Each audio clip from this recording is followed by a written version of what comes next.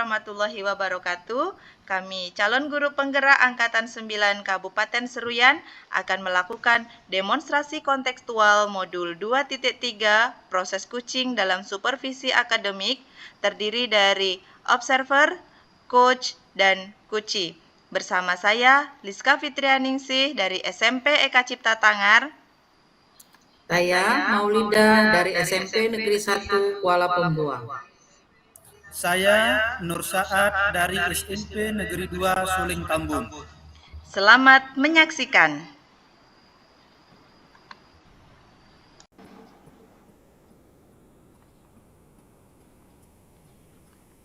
Ya, sudah siap Pak?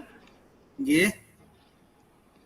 Assalamualaikum Pak Nur, apa kabarnya Pak? Waalaikumsalam warahmatullahi wabarakatuh. Kabar baik Bu, alhamdulillah. Bagaimana dengan kabar Ibu? Alhamdulillah baik juga Pak. Jadi hari ini rencananya Bapak mau melakukan coaching ya Pak? Inggih, benar sekali Bu. Iya baik Pak. Jadi begini ya Pak ya.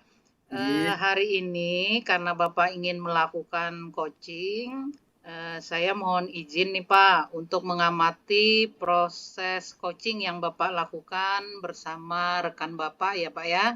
Nggih Bu, silakan Bu. Baik, terima kasih Pak.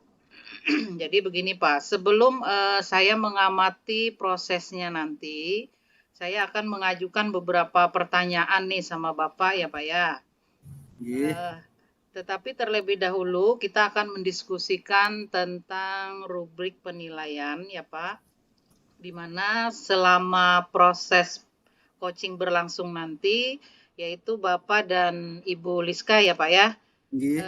akan saya amati dan saya nilai sesuai dengan rubrik penilaian. Yang pertama berkenaan dengan alur tirta, yaitu tujuan, identifikasi, rencana aksi, dan tanggung jawab. Kemudian di proses coaching nanti saya akan mengamati apakah nanti prosesnya sudah berjalan dengan baik sesuai alur tirta tadi ya Pak ya. Kemudian apakah sudah berjalan dengan baik sesuai dengan prinsip-prinsip coaching, dan mungkin juga nanti saya akan mengamati respon atau jawaban dari si coachee. Begitu ya Pak ya. Baik Bu. Baik. Sebelumnya saya juga akan mengingatkan ya Pak ya nih tentang prinsip-prinsip yang harus kita perhatikan pada saat coaching, yaitu menjalin kemitraan, proses kreatif, dan memaksimalkan potensi yang ada di diri si coachee ya Pak ya. Kemudian yang kedua nanti berkenaan dengan kompetensi coaching yang akan Bapak kembangkan. Nah, begitu ya Pak ya. Tentang apa namanya yang harus dilakukan sebelum Bapak melaksanakan proses coaching bersama rekan Bapak. Ya, baik Pak. Yang pertama yang akan saya tanyakan kepada Bapak nih, kalau boleh tahu, kompetensi coaching yang mana yang akan Bapak kembangkan? Baik, terima kasih Bu.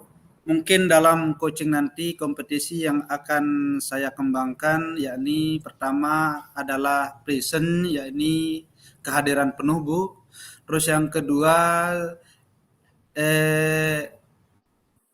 active listening atau mendengarkan aktif. Terus yang ketiga powerful question atau mengajukan pertanyaan-pertanyaan yang berbobot Bu. Baik, sepertinya luar biasa nih Pak Nur, dari ketiga kompetensi yang akan dikembangkan dari kompetensi inti coaching, tentunya ketiganya ya Pak ya yang akan dikembangkan. Nggih. Ya baik Pak. Dari ketiga kompetensi yang akan dikembangkan Bapak tadi, kira-kira kompetensi mana nih yang lebih spesifik Pak yang ingin Bapak kembangkan? Baik Bu, dari ketiga kompetensi tadi itu mungkin yang akan saya lebih spesifikasi lagi ada dua Bu. Yang pertama kompetensi pendengar aktif, dan yang kedua mengajukan pertanyaan-pertanyaan yang berbobot, Bu. Baik, luar biasa sekali, Pak. Nah, dari ketiga kompetensi tadi, Bapak memilih yang lebih spesifik, yaitu mendengarkan aktif dan mengajukan pertanyaan-pertanyaan berbobot, ya, Pak, ya. Nggih. Nah, dari kedua kompetensi tadi, kira-kira harapannya nih, Pak, indikator ketercapaian apa yang ingin Bapak capai dalam prosesnya nanti, Pak? Nggih, Bu. Indikator ketercapaian yang ingin saya capai nanti yakni saya dapat membantu Koci agar mendapatkan solusi dari permasalahan yang dihadapi, Bu. Terus dengan pertanyaan-pertanyaan yang berbobot, saya juga berharap mampu membantu Koci dalam menemukan ide-ide barunya, Bu.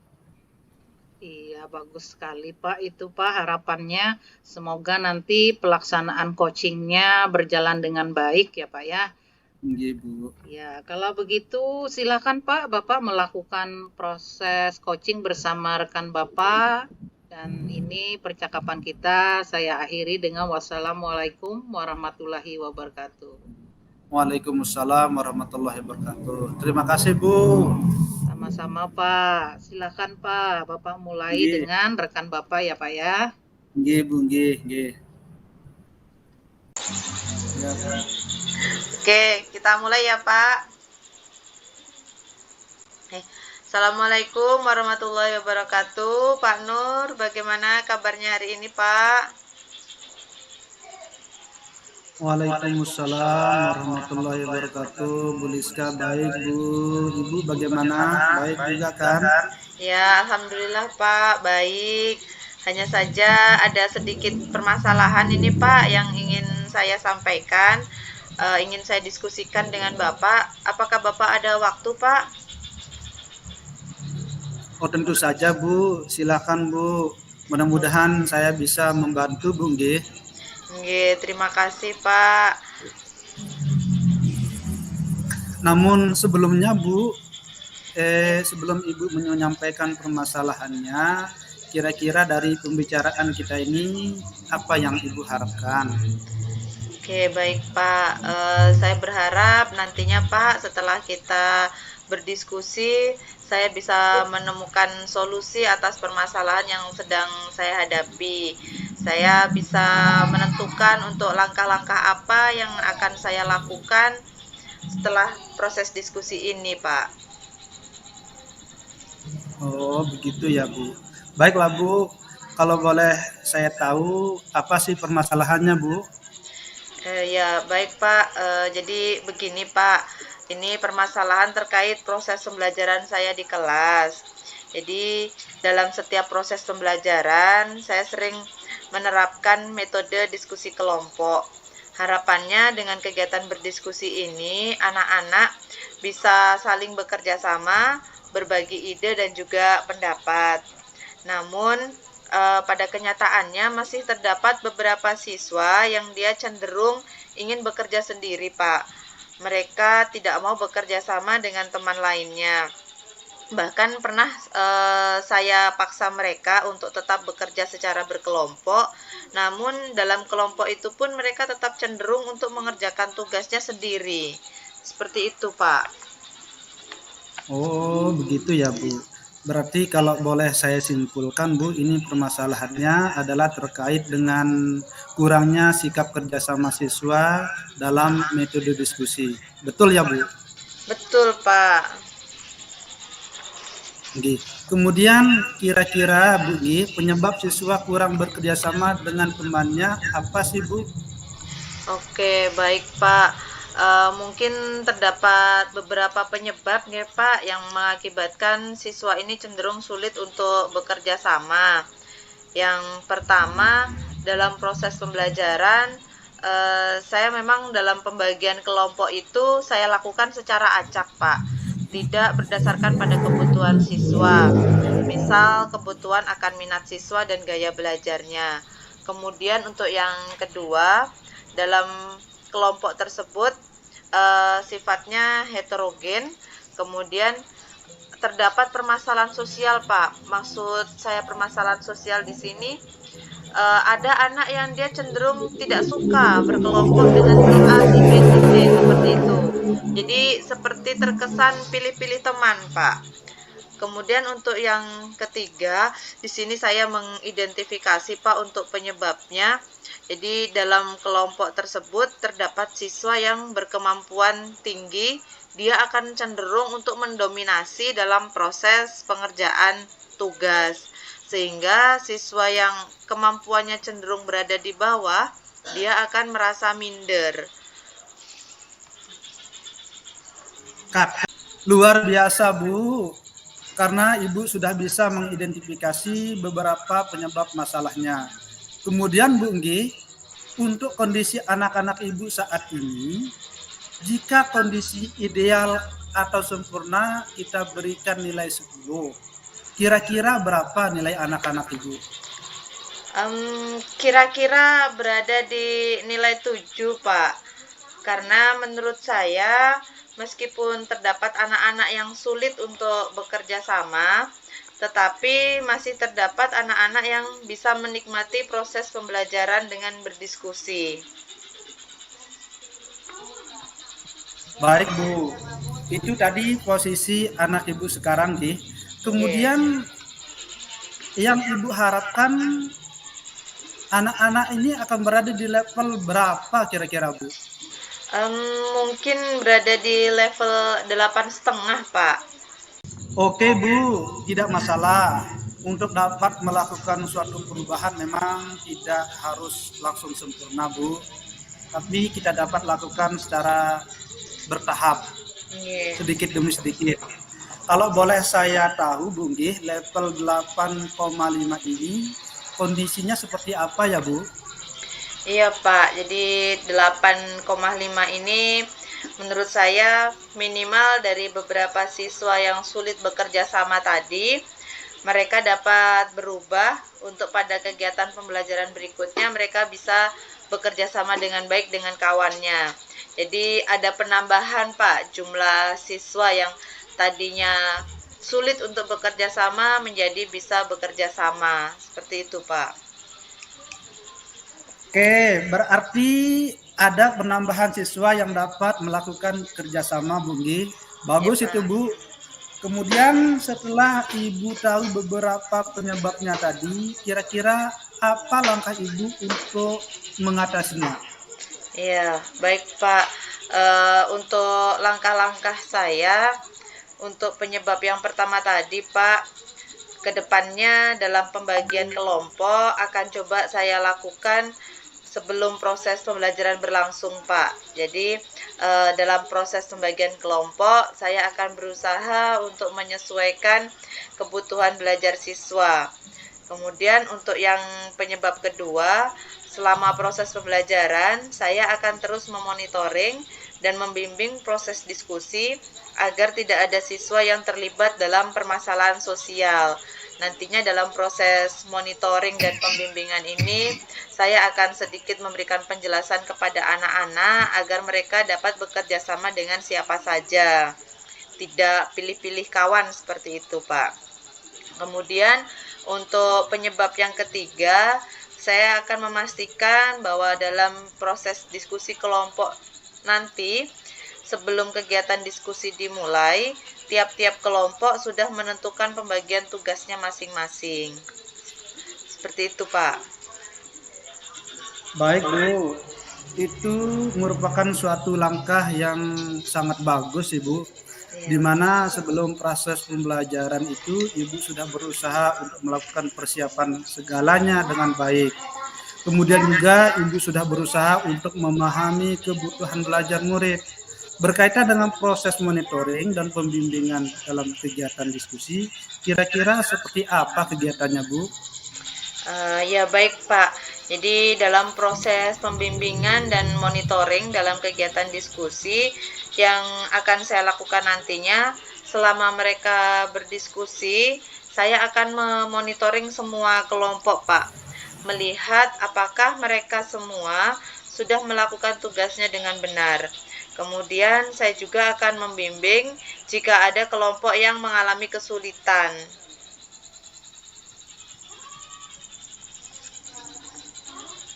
Baik Bu, berarti Ibu sangat aktif di kelas nggih.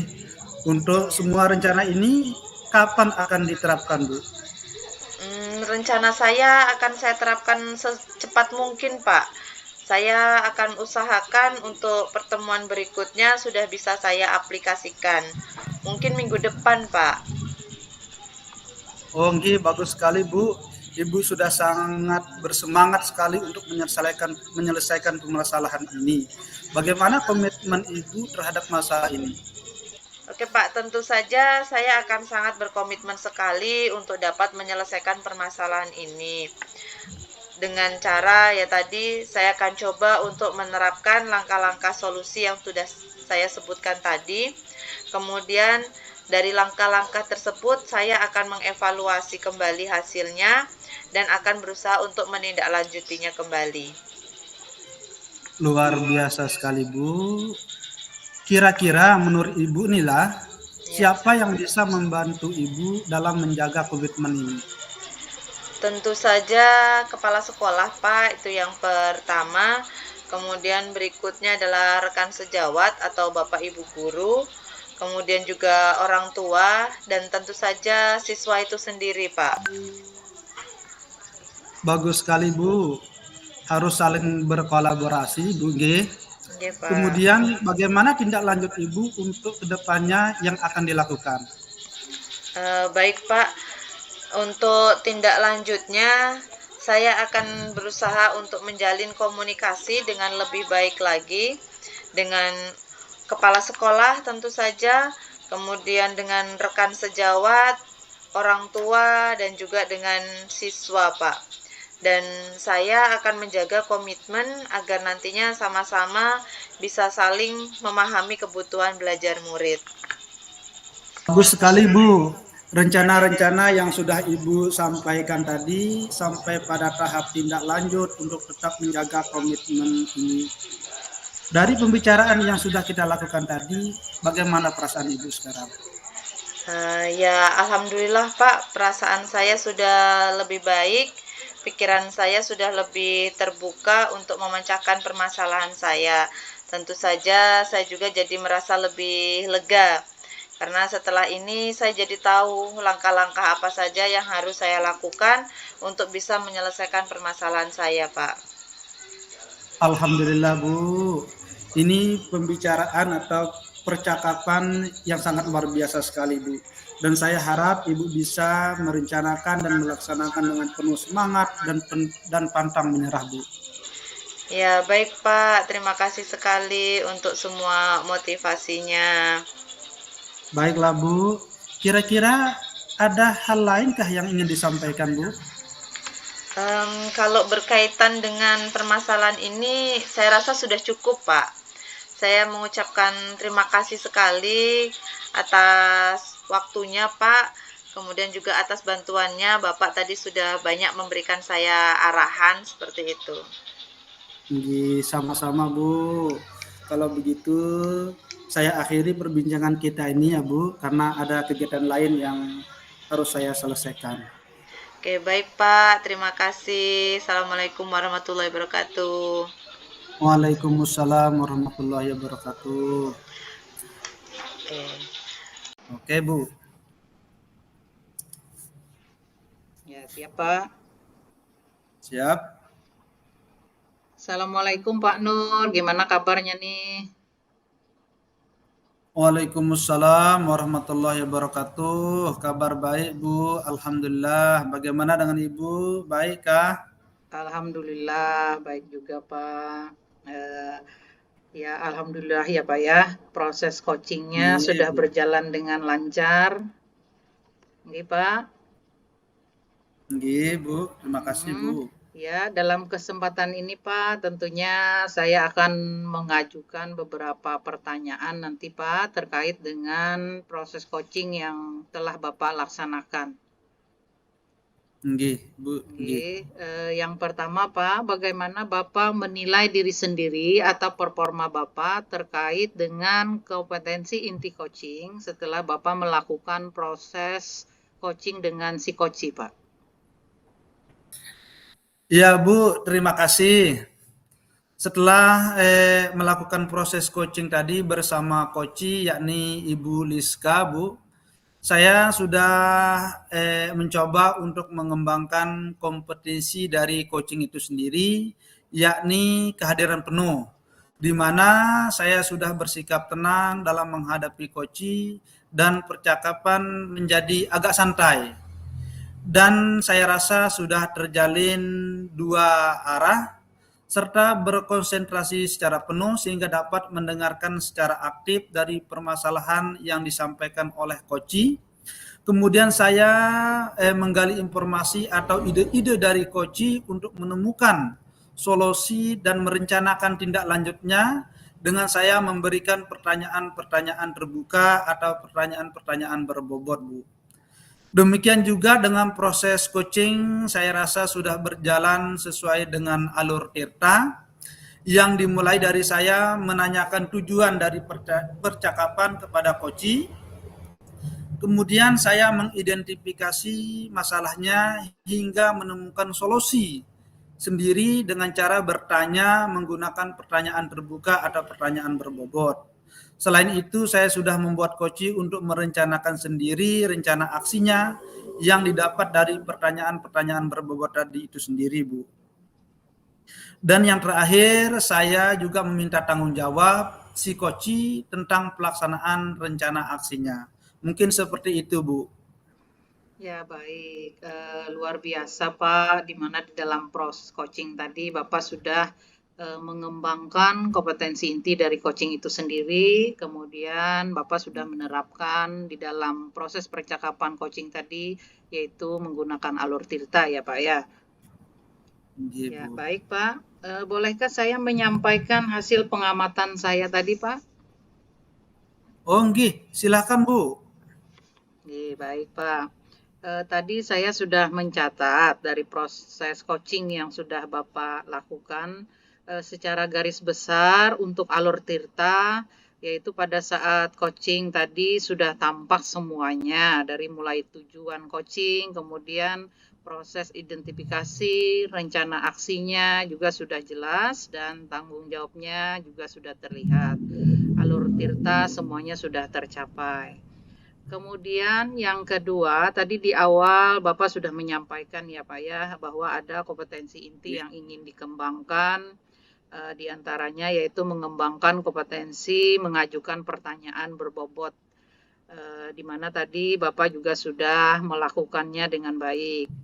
Kemudian sudah mengajukan pertanyaan-pertanyaan terbuka juga terhadap coaching-nya yang bisa menggali potensi coach sehingga coach bisa memunculkan ide-ide dan akhirnya menemukan solusi yang diinginkannya dan indikator ketercapaian tadi saya rasa juga sudah tercapai, Pak.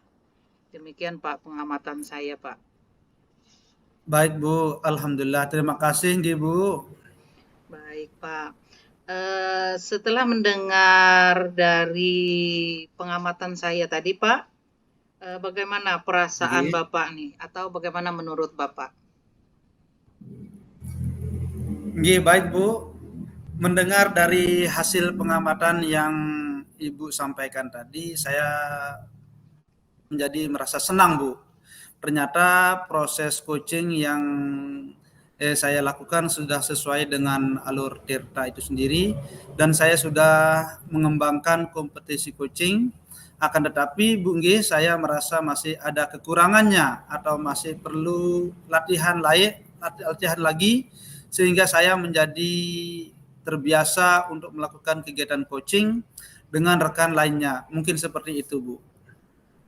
Oke, baik Pak. Tentunya kita terus berlatih ya Pak ya, di mana di dalam memantapkan kompetensi yang kita punya supaya nanti kita di dalam melakukan proses selanjutnya kita tambah santai lagi atau kita lebih bisa menemukan kata kunci dari permasalahan yang disampaikan si Koci, sehingga kita bisa memunculkan pertanyaan-pertanyaan berbobot dengan baik, begitu ya Pak ya. Ya baik Pak, adakah rencana tindak lanjut yang Bapak lakukan untuk kedepannya Pak? Baik Bu, untuk rencana tindak lanjut ya pasti tentunya ada sih Bu, yaitu rencananya saya akan terus berlatih untuk melakukan kegiatan coaching supaya nantinya terbiasa untuk menggali atau mengeksplor ide-ide dari si coach sehingga coach bisa menyelesaikan masalah yang dihadapinya. Kemudian yang kedua yaitu saya harus terbiasa memberikan pertanyaan berbobot terhadap si coach sehingga merasa terpancing dan bisa mengeksplor kemampuan si coach seperti itu, Bu. Ya baik, terima kasih Pak, luar biasa dari proses coaching yang sudah Bapak laksanakan.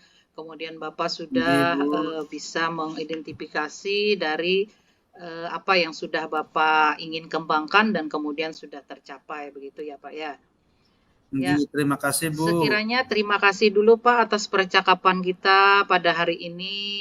Semoga banyak manfaatnya yang bisa kita ambil ya Pak ya, dan kita bisa mengembangkan terus, tentunya kita bisa menerapkan terhadap proses coaching berikutnya. Demikian Pak ya. Saya akhiri. Wassalamualaikum warahmatullahi wabarakatuh Pak. Terima kasih banyak Pak. Waalaikumsalam warahmatullahi wabarakatuh.